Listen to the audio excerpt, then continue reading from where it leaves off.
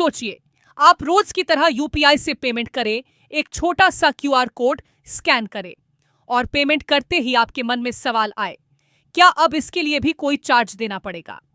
दरअसल पिछले कुछ समय से यूपीआई पेमेंट पर चार्जेस लगने की चर्चा तेज हो गई है। सोशल मीडिया से लेकर आम लोगों के बीच तक यही सवाल घूम रहा है कि क्या आने वाले दिनों में यूपीआई से पेमेंट करना फ्री नहीं रहेगा। लेकिन अब इस पूरे मामले में फोनपे के फाउंडर और सीईओ समीर निगम का बड़ा बयान सामने आया है। उन्होंने साफ कहा है कि भारतीय कस्टमर से यूपीआई पेमेंट करने के लिए कोई चार्ज नहीं लिया जाएगा। समीर निगम ने अपने सोशल मीडिया पोस्ट में कहा कि यूपीआई भारतीय कंज्यूमर्स के लिए फ्री है और आगे भी फ्री रहेगा। यानी अगर आप किसी दुकान पर जाकर क्यूआर कोड स्कैन करके पेमेंट करते हैं तो सिर्फ यूपीआई से पेमेंट करने के लिए आपको अलग से कोई फी देने की जरूरत नहीं होगी। लेकिन सवाल ये है कि फिर आखिर यूपीआई चार्जेस की चर्चा शुरू कहां से हुई? इसके पीछे एक बड़ा कारण है। हाल ही में लोकसभा ने payment and settlement systems act 2007 में अमेंडमेंट से जुड़ा एक बिल पास किया है। इस बिल के तहत सरकार को बैंक्स और दूसरे पेमेंट सर्विस प्रोवाइडर्स को यूपीआई और कुछ नोटिफाइड इलेक्ट्रॉनिक पेमेंट सिस्टम्स पर चार्जेस लगाने की अनुमति देने का अधिकार मिल सकता है। बस यहीं से यूपीआई पर चार्ज लगने की चर्चाएं तेज हो गईं। लोगों को लगा कि शायद अब यूपीआई पेमेंट भी धीरे धीरे पेड हो सकता है, लेकिन फिलहाल ऐसा नहीं है। पेमेंट्स काउंसिल ऑफ इंडिया ने भी साफ किया है कि कस्टमर्स और छोटे मर्चेंट्स के लिए यूपीआई सर्विसेज फ्री बनी रहेंगी। यानी अगर आप किसी किराना दुकान, छोटी दुकान या लोकल बिजनेस पर यूपीआई से पेमेंट करते हैं तो फिलहाल आपको कोई एक्स्ट्रा चार्ज नहीं देना होगा।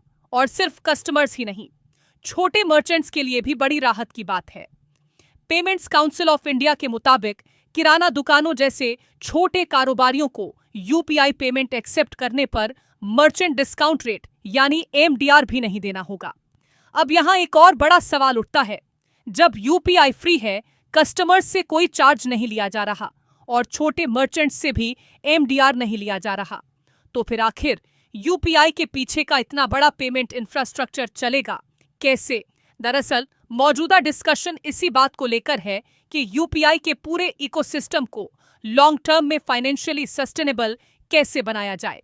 यानी कोशिश ये है कि यूपीआई की सुविधा आम लोगों के लिए फ्री रहे, छोटे कारोबारियों पर भी बोझ न पड़े।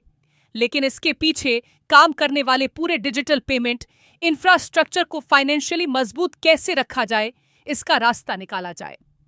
तो फिलहाल आम यूपीआई यूजर्स के लिए राहत की खबर यही है, आप क्यूआर कोड स्कैन करके पेमेंट करते रहिए, यूपीआई से पैसे भेजते रहिए, क्योंकि फिलहाल कस्टमर्स के लिए यूपीआई पेमेंट फ्री ही है। लेकिन आने वाले समय में इसके पूरे पेमेंट इकोसिस्टम को फाइनेंशियली सस्टेनेबल बनाने के लिए क्या मॉडल तैयार होता है, इस पर सबकी नजर रहेगी। क्योंकि यूपीआई सिर्फ पेमेंट करने का तरीका नहीं, आज करोड़ों भारतीयों की रोजमर्रा की जिंदगी का हिस्सा बन चुका है। आप इस पूरे मुद्दे को लेकर क्या सोचते हैं? अपनी राय हमें कमेंट सेक्शन में जरूर बताएं।